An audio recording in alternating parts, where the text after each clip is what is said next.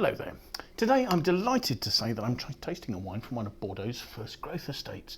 So this is Lions de Suduiraut 2021, which is a dry white wine classified as a Bordeaux Blanc Sec, so alas, not one of the Cru classes. 2021 vintage, quite nice vintage for whites. From Chateau Suduiraut, one of the Sauternes first growths in 1855, where the classification lies alongside that of the classification of the Medoc, along with Haut-Brion for reds. So this is an estate classified for its sweet wine, thus its dry wine is simply labelled as Bordeaux Sec, or Bordeaux Blanc Sec. The estate here, Suduiraut, large historic estate, about 90 hectares, lies just to the north of Chateau with plentiful gravel and sandy soils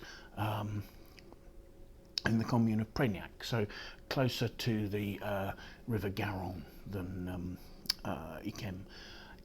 The wines of Prégnac tend to be that little bit lighter along the lines of Barsac than those from Sauternes. Actually, Suduiraut being that bit further inland, it tends to make a wine with reasonable concentration. The estate has quite a long history. It was named after Léonard de Suduiraut, who was one of its owners back in the 16th century. Its history is quite colourful. Evidently in the 17th century at one stage during the Fronde uprising, it was ransacked.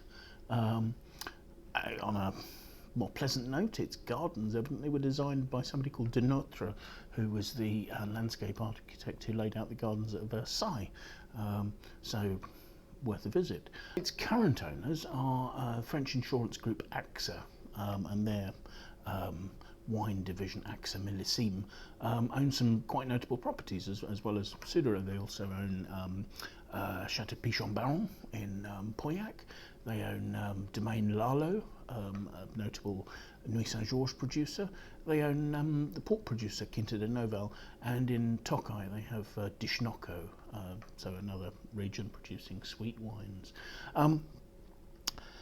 The point is that with a Sauternes producer of botrytis wines like this, it's quite useful using modern practices to make a dry white wine, because it's been found that if you want to feed the fermentation when you're making a Sauternes, if you have the lees remaining from a dry white wine fermentation, which is probably finished by the time you're making the Sauternes, you can add those into the fermentation, and that will help to nourish the yeasts and keep the fermentation going under difficult conditions, because for a sweet wine it's quite hard work for the yeasts to ferment, and so they need to be given plenty of nutrition to be able to do that without making off flavours.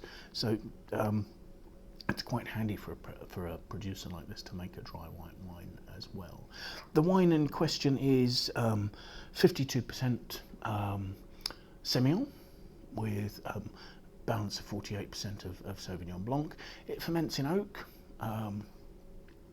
and then goes on to age 50% in vats, and then the balance 50% in barrique, half of which of those, so a quarter of the total production of which are a new French oak, and it stays in those barrels for just 6 months, just to so as not to pick up too much oak flavour, I think is the idea there. So let's have a look at the wine, shall we? You've got a medium yellow colour. It's not particularly pronounced. It's sort of got a nice bright aspect to it. I swirl it. It's not particularly throwing tears. There are some there. It's 13.5% alcohol, so it's not a massively weighty wine. And of course, there's no sweetness, so there's no sugar to be clinging firmly to the glass there. So let's have a look at the aroma, shall we? I think, if I'm honest, the oak has somewhat depressed the fruit aromas that you get there. You know, there are toasty notes.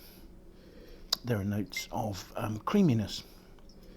There are also some fermentation notes, a sort of a slight minerally. People talk about wet stones when there are notes of perhaps what might be sort of sulphur notes that have been thrown out during the ferment. And actually, when you look carefully, I'm starting to see there are some sort of floral top notes, sort of blossom, cherry blossom, that sort of lovely lifted note. Perhaps a little bit of citrus, lime, lemon. But there's nothing really pronounced and jumping out at me. It's a slightly neutral, slightly restrained sort of set of aromas. So let's have a taste, shall we?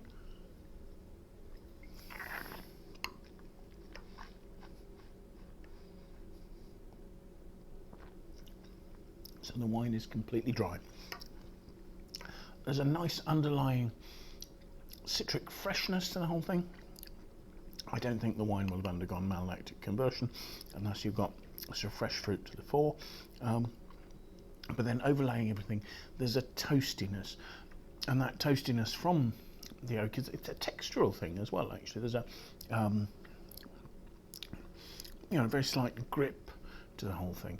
And I was talking about whetstone notes from sulphur notes. Some of that sort of whetstone gunpowder sort of notes are there, actually adding some interest and perhaps pepping things up a little bit. There's a nice weight. I was talking about creaminess on the aromas. There's starting to come on the back palate more of a sort of a creamy texture. And some creamy notes. That'd be the fact that it will have spent 6 months in barrel with some of its yeast lees there, probably remaining in suspension, giving it a little bit of fatness, a bit of gras, as the French would say. The alcohol is perhaps slightly to the high side of balanced, but the finish is quite long and fresh. Again, those citric notes counterpointing sort of slightly creamy dairy notes on the finish there. So yes, a nice mid-weight wine with some freshness, but also some oak structure and complexity. So yeah, really interesting to try. So that's Lions de Suduiraut, and I should also, a little bit of disambiguation here. Quite confusingly, Suduiraut also make a third grade Sauternes. So they have a second wine and a third wine for their Sauternes, which is also sometimes called Lions de Suduiraut. So do be careful if you're looking for the dry white that you actually pick out the dry white, not the Sauternes. But yes, I think a really nicely made, clean style of wine that will probably age for a couple of years very happily, but is very approachable now, has enough weight to partner with sort of white meats, rich river fish and that sort of thing, and do a really good job at that. So thank you very much for watching. I hope you found this interesting. Do please follow our channel, do like and share the videos, and I hope you'll join us again soon for another tasting. Bye now.